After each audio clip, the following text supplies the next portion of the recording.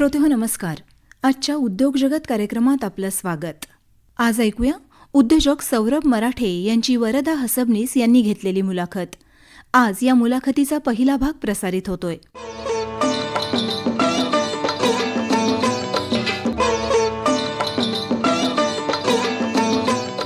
टाकाऊमधून टिकाऊ या संकल्पनेनुसार प्लॅस्टिकपासून इंधन निर्मिती करणारे सौरभ मराठे आज आपल्यासोबत आहेत. सर नमस्कार. नमस्कार. सुरुवातीचा प्रवास कसा आहे सर तुमचा, काय सांगाल? माझी 10वीपर्यंतचं शिक्षण सगळं मिरजमध्येच झालं.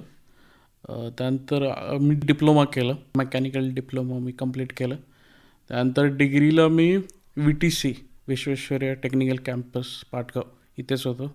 तिथं माझं BE ग्रॅज्युएशनचं कम्प्लिशन झालं. त्यानंतर मी दीव दमणला 2 वर्ष जॉब केलं. त्याचं सिलेक्शन थ्रू इंटरव्ह्यू मुंबईतून झालं. लुमेन्स इंडिया नावाची कंपनी होती, तिथं लाईट फिटिंग्सचे सगळे डेव्हलपमेंट व्हायचे. तिथं रिसर्च अँड डेव्हलपमेंट डिपार्टमेंटला मी होतो. तरी स्टार्टिंगपासून माझ्या डोक्यात होतं की आपल्याला बिझनेस करायचा आहे किंवा काहीतरी स्वतःचं असलं पाहिजे. त्यामुळं डोक्यात चालू होतं सारखा प्रश्न की काय करू शकतो. तर वेस्ट मॅनेजमेंट ही आता काळाची गरज आहे हे निष्कर्षाने जाणवत होतं. मग त्यासाठी काय करता येऊ शकतं हे जे ऑप्शन्स भरपूर शोधत होतो. मग मीनवाईल लॉकडाऊन लागलं. लॉकडाऊनमध्ये भरपूर वेळ मिळाला त्या गोष्टीबद्दल विचार करण्यासाठी. मग विचार करत असताना प्लॅस्टिक हा सगळ्यात मोठा प्रॉब्लेम आपल्याला फेस होतोय, कारण अजून तेवढं आपल्याला इंटेन्सिटी आपल्याला जाणवत नाही, कारण तो पुढं जाऊन फार मोठा प्रॉब्लेम आहे. आणि कम्पॅरेटिव्हली जर बघायचं झालं तर मुंबईला किंवा जे मेट्रो सिटीज आहेत त्यांच्या बाहेरच्या साईडला एवढे मोठे पाईल्स झालेत की म्हणजे अक्षरशः 2-2 डोंगर आहेत, म्हणजे फुटबॉल फील्डचे एवढे मोठे डोंगर आहेत. आणि त्याची हाईट जी आहे ती ताजमहलच्या हाईटच्या वरती गेलेली. बापरे. ही आत्ताची रिॲलिटी आहे. फक्त ते आपल्याला आपल्या डोळ्यासमोर नसल्यामुळे आपल्याला त्याचं एवढं इंटेन्सिटी कळत नाही. फक्त हा मेजर प्रॉब्लेम आहे आणि हा वाढतच चालला आहे. जसं आपण सोशलाइज आणि जेवढं आपण मॉडर्न होत चाललो तेवढं आपण प्लास्टिक कन्झम्पशन आपलं वाढलं. प्रत्येक गोष्ट जी घरात येते ते प्लास्टिक बरोबर येते आणि बाहेर जाताना पण प्लास्टिक बरोबरच जाते. त्यामुळं प्लास्टिक हा आपल्या लाईफमधनं सध्या तरी कमी करता येऊ शकत नाही. फक्त त्याचं प्रॉपर मॅनेजमेंट करून त्याचं रिसायकलिंग केलं तर तो ब्लेसिंग आहे. मग त्यासाठी आपल्याला वेगवेगळे मेथड्स वापरून ते प्लास्टिक प्रोसेस करून रिसायकल करून रियूज करता येऊ शकतं. आणि जे रियूज करता येत नाही त्याला डिस्पोज करता येतं. अशी ही सगळी प्रोसेस आहे. मग ह्याच्यामध्ये प्लास्टिकसाठी काय काय करू शकतो त्याचे सगळे स्टेप्स चेक केले तर आत्ता मेजर हार्मफुल जी गोष्ट आहे ती लँडफिलमधलं प्लास्टिक, आणि ते अबंडन्समध्ये, आणि ते कुठं जात नाही, ते तिथेच आहे. गेले 22 वर्ष तिथं लँडफिलमध्ये कोणी त्याला क्लीन केलेलं नाही की डिस्पोज केले, फक्त त्याच्यावरती पाईल आपण टाकत चाललो आणि ते डिस्पोजच होतच नाही. मग ते लँडफिलमधलं प्लास्टिक हा मेजर प्रॉब्लेम मी आयडेंटिफाय केला. आणि त्यासाठी काय करता येऊ शकतं ह्याच्या बॅकग्राऊंड चेक करत असताना मला पायरोलिसिस सापडलं. ऑनलाईन किंवा चायनामध्ये भरपूर प्रमाणात पॅरोलिसिस केलं जातं. किंबहुना मागचे 10 वर्ष चायना, युरोपियन कंट्रीज आणि अमेरिकन कंट्रीज वेस्ट प्रोक्यूर करतो, म्हणजे घेत होतो, त्यांच्याकडनं विकत घेत होतो. तर का तर त्यांच्यातनं वेस्ट टू एनर्जीची कन्सेप्ट त्यांच्याकडे ॲडव्हान्स लेवलला आहे आणि ते चांगल्या पद्धतीनं तिथे इम्प्लिमेंट करतात. मग तसं इंडियामध्ये पण होऊ शकतं. फक्त इंडियाचं इन्फ्रास्ट्रक्चर बघताना की आपल्याकडेच पॉप्युलेशन एवढं आहे की ते आपलं प्लास्टिक आपल्याला डिस्पोज ऑफ करणं आता पुढं गरजेचं होणार आहे. त्यासाठी मेजर मी प्लास्टिक ही फील्ड किंवा वेस्ट मॅनेजमेंट ही फील्ड चूज केली. मग त्यामध्ये मशिनरी चेक करत असताना वेगवेगळे डेव्हलपर्स किंवा मशिनरी मॅन्युफॅक्चरर्स चेक केले. मग त्यांचं कुठले मशीन्स आहेत हे सगळे चेक करून ते त्याच्यावरती स्टडी केलं लॉकडाऊनमध्ये. आणि मग या फील्डमध्ये मी तसं एंट्री केली. हे पायरोलिसिसची प्रोसेस म्हणजे नेमकं काय आहे? पॅरोलिसिस ही प्रोसेस फार जुनी, 1970पासून ही इम्प्लिमेंटेशनमध्ये आहे. भरपूरशा गोष्टीमध्ये पॅरोलिसिस वापरलं जातं. आपलं जे इसेन्स मिळतं किंवा आपल्याला अख्तर वगैरे जे मिळतात हे पण सिमिलर पॅरोलिसिस प्रोसेसनेच केलं जातं. पॅरोलिसिस प्रोसेस बेसिकली काय, इन ॲब्सन्स ऑफ ऑक्सिजन आपण एखादी गोष्ट एका सर्टन टेम्परेचरला हीट करतो आणि त्याच्यातलं पार्टिकल्स आहेत ते आपण सेपरेटली कलेक्ट करतो. हे म्हणजे एकदम बेसिक लेवलला हीट करून त्याचं आर्क काढून आपण दुसरीकडे कलेक्ट करतो. ही पॅरालिसिस प्रोसेस. सिमिलरली प्लास्टिकसाठी आपण तेच करतो. प्लास्टिकला आपण 450 डिग्रीजवरती हीट करून त्याला कंडेन्स करून त्याचं जे नॅचरल फॉर्म आहे, प्लास्टिक हा पण एक क्रूड ऑइलचाच प्रोडक्ट आहे, त्याला त्याच्या नॅचरल फॉर्ममध्ये क्रूड ऑइलमध्ये आपण त्याचं कन्व्हर्जन करतो. आणि त्यात मेजॉरिटी काय होतं की हे ॲब्सन्स ऑफ ऑक्सिजन असल्यामुळं कुठंही एन्व्हायरमेंटला याचा पोचत नाही. युजली काय होतं की आपण जेव्हा प्लास्टिक जाळतो तेव्हा ऑक्सिजनच्या प्रेझन्समुळं ते प्लास्टिक जळत राहतं कंटिन्युअस आणि त्यातून मोनोकार्बन्स क्रिएट होतात, जे आपल्याला कार्डिओवॅस्क्युलर डिसिजेसला मोठा रोल प्ले करतो, हानिकारक आहे. आहे. आणि लँडफिलमध्ये पण सेमच होतं. लँडफिलमध्ये कंपोस्टेबल वेस्ट पण असते, प्लास्टिक वेस्ट पण असते. कंपोस्टेबल वेस्ट एक सर्टन टाईमनंतर मिथेन गॅस एमिट करायला चालू करतं. त्या गॅसमुळं सगळीकडे मिथेन क्रिएट होतो आणि तिथं काही केमिकल रिॲक्शन्समुळं कुठेही स्पार्क जनरेट झाला तर तो मिथेन गॅस फायर कॅच करतो आणि ते पूर्ण एरिया जळायला चालू होते. आणि प्लास्टिक हे त्याला फ्यूलसारखं काम करतं, ते कंटिन्युअस जळत ठेवण्यासाठी. आणि हे भरपूर ठिकाणी घडत आहे आणि आता रिसेंटली पण घडत आहे. फक्त हे जर प्रॉपरली डिस्पोज ऑफ नाही केलं तर आता आपल्याला एन्व्हायरमेंटचे प्रॉब्लेम तसे दिसत आहेतच की मे महिन्यामध्ये पाऊस येतो आहे, म्हणजे लाईफ सायकल चेंज झालं आहे, एन्व्हायरमेंट लाईफ सायकल चेंज झालं आहे. सगळं कुठेतरी येऊन ते आपण आपल्याला रिलेट केलं पाहिजे. मेजर तो गोष्ट आहे. म्हणजे आपल्याला वाटतं की आपण कुठं ह्याच्या गोष्टीमध्ये आपण इन्व्हॉल्वमेंट नाही आहे, खरं प्लास्टिक हा आपणच जनरेट करतोय. प्रत्येक माणूस दररोज 200 ते 250 ग्राम प्लास्टिक जनरेट करतो एक हाऊसहोल्ड. तरी त्याचं मंथली बघितलं तर 6 ते 7 किलो दर हाऊसहोल्ड जनरेट करतं.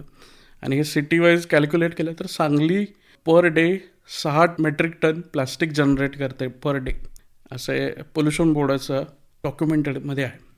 ते आपल्याला दिसताना अजिबात मोठं दिसत नाही किंवा कलेक्टिव्हली आपण बघतो तेव्हा ते फार मोठी व्हॉल्यूम आहे आणि यात करण्यासारखं भरपूर काम आहेत. खरं आहे. तुमच्या उत्पादनाविषयी सविस्तर काय सांगता येईल? पायरोलिसिस केल्यानंतर मला 2 प्रोडक्ट मिळतात, मेजरली 3 येतात ॲक्च्युली.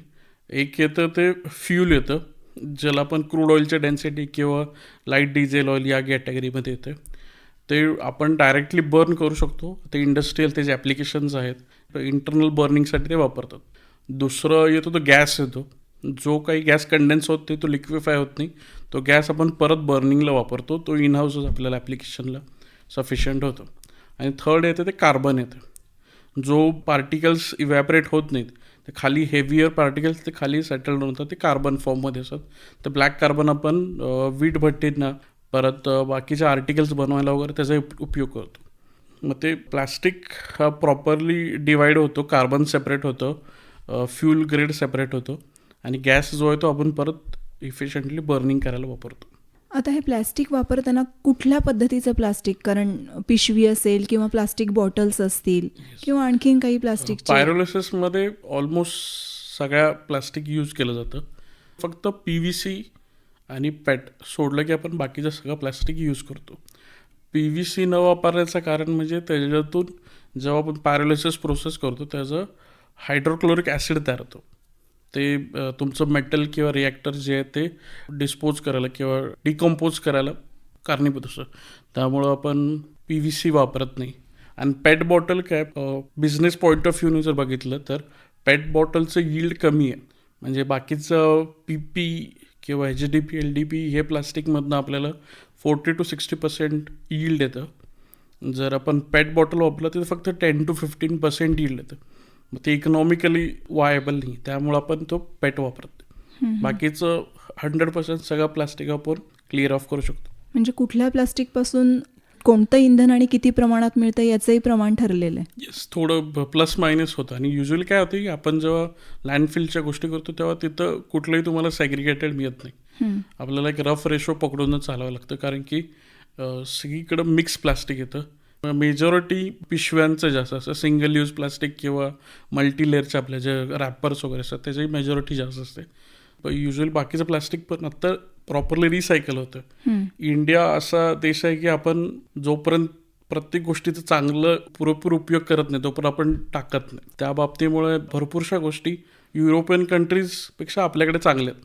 म्हणजे आपण रिसायकल म्हणजे परत 2-3 वेळा एखादा डब्बा आला तर पूर्ण 4-5-6 वेळा यूज केल्यानंतर आपण डिस्पोज करतो. त्यामुळं हार्ड प्लॅस्टिकचं रिसायकलिंग चांगलं होतं. सिंगल यूज आणि मल्टीलेअरचं मेजॉरिटी प्रॉब्लेम आहे आता मार्केटमध्ये. कच्चा माल कुठून आणि कसा अवेलेबल करता मग तुम्ही? आता मेजॉरिटीली 2 सोर्सेस आहेत. आपलं म्युन्सिपल वेस्ट जे येतं आपलं त्यातून, आणि दुसरं आहे ते इंडस्ट्रीयल वेस्ट. इंडस्ट्रीमध्ये पण जे रॅपर्स बनवणारे कंपनी आहेत किंवा चिप्स बनवणारे कंपनी आहेत किंवा पेपर्स बनवणारे कंपनी, या प्रत्येकजण प्लास्टिक वापरतात कुठल्या ना कुठल्या रूपाने. मग ते 100% त्यांचं युटिलायझेशन होत नाही. त्यातलं 20-30% त्यांना ते डिस्पोज ऑफ करायला लागते किंवा टाकून द्यायला लागतं. कधी कधी ते डिस्कार्ड करायला लागतं, कारण की त्यांचं ते ॲप्लिकेशनला सर्व करत नाही, त्यामुळे ते डिस्कार्ड करायला लागतं. त्यामुळं industrial waste majority 30-40% industrial waste येतं. आणि म्युन्सिपल वेस्टमध्ये कॅटेगरीज आहेत. म्हणजे आपण डायरेक्ट म्युन्सिपाल्टीकडनं घेतलं तर त्याची कॅटेगरी वेगळी येते, आणि तिचं प्रोसेस करून घेतलं तर त्याची कॅटेगरी वेगळी येते. यासाठी मशिनरी किंवा मॅन पॉवर कशी काय लागते? म्हणजे पॅरालिसिससाठी म्हणत असाल तर छोटे म्हणजे 500 kgs per day to 20 tons per day या कॅपॅसिटीचं मशीन मार्केटमध्ये अवेलेबल आहे. आता माझ्याकडे जो आहे तो 2 tons कॅपॅसिटीचं मशिनरी आहे. त्यामध्ये आपण हाफ लोडला आम्ही आता ऑपरेशनमध्ये आहे ते, कारण की अजून त्या भरपूरशा गोष्टी आपण त्यात डेव्हलपमेंट करतो. आणि माझ्या प्लांटवरती 3 एम्प्लॉई आहेत. 2 जण फीडिंग करतात, 1 जण पूर्ण प्रोसेस मॉनिटरिंग करून त्याला सर्टन टेम्परेचरला गेल्यावर ते ऑन ऑफ करायला लागतं. त्या गोष्टी ऑपरेट करायला ते वापरतात. याची सुरुवात करताना प्रायोगिक तत्वावर कुठेतरी सुरू केली असेल तर ती कशी केली? लॉकडाऊनमध्ये जेव्हा मला पॅरालिसिस ही कन्सेप्ट कळलं तेव्हा मलाच पहिला विश्वास बसला नाही की असं काय होऊ शकतं. असं कधीच कुठं वाचलं नव्हतं किंवा ऐकलंही नव्हतं. मग पॅरालिसिस करत असताना काय बेसिक काय आहे की एक क्लोज चेंबर आहे आणि त्याला आपण जे फ्युम्स होतात ते गार करतो. मग म्हटलं हे काय नॉर्मल टेक्नॉलॉजी, मग आपण करून बघूया, ट्रायल्स करून बघू. मग घरातला आईचा कुकर घेतला जुना, मग तो MIDCमध्ये जाऊन त्याला जे शिट्टी आहे शिट्टी काढून तिथं ॲल्युमिनियमचे पाईप वेल्ड करून एक कॉपरचं कॉईल एकाकडनं घेतली, ती वेल्ड करून ती प्रॉपर एक छोटासा सिस्टम बनवलं आणि त्यात ट्राय केलं. काय होतं की कुकर ज्या प्रेशरसाठी बनवलं त्या प्रेशरसाठी पॅरालिसिस होत नाही. मग तो फर्स्ट अटेम्प्ट फेल गेला. हे लॉकडाऊनच्या वेळी. मग म्हटलं थोडंसं स्क्रॅपमधनं मटेरियल उचलू, ते आपण सून डेव्हलप करू. मग स्क्रॅपमधनं सेकंड टाईम मटेरियल उचलून त्याचं प्रॉपर सील, आणि जे सील म्हणजे एअर ट्रॅप करायला जे वापरतात ते सगळं प्रॉपर मशिनरी वगैरे घेऊन छोटंसं 7 किलो कॅपॅसिटीचं पहिला रिॲक्टर बनवलं. त्यातून फ्यूल आलं. फ्यूल आल्यानंतर मलाच फार आश्चर्य वाटलं की असं पण होऊ शकतं. मग ते थोडं वेगळ्या लोकांना दाखवलं की तसं इंडियामध्ये पॅरालिसिस अजून जास्त प्रचलित नाही. आता रिसेंटली इयर्समध्ये लोकांना थोडं माहिती व्हायला लागलं. मग ते काहीतरी क्रिएटिव्ह आहे, वेगळं आहे आणि गरजेचं पण आहे. या पॉईंट ऑफ व्ह्यूने मी त्याकडे बघत होतो आणि तसं मी लोकांना सांगत होतो की असं काय आहे का, करू शकतो का. मेजॉरिटी लोकांना माहीतच नाही की असं काय होतं. तर ते म्हणायचं की कधी माहिती नाही तो उगाच कशाला त्यात पडतोस, त्याच्यामध्ये इन्व्हॉल्वमेंट घेऊ नकोस. मेकॅनिकल बॅकग्राऊंड आहे, जे आपल्याला माहिती आहे मशीन शॉप चालू कर किंवा वेंडर हे लिस्ट डेव्हलप कर. मी म्हटलं मला वेस्ट मॅनेजमेंटमध्येच करायचं. मग त्यासाठी मग भरपूरशा कंपनीजशी कॉन्टॅक्ट केला.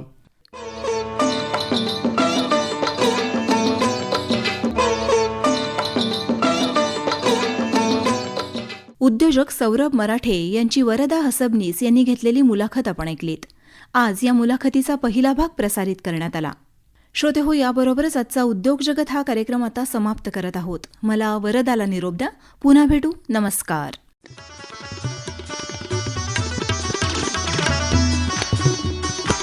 उद्योग जगत या कार्यक्रमाचे सादरकर्ते श्रीनिवास जरंडीकर.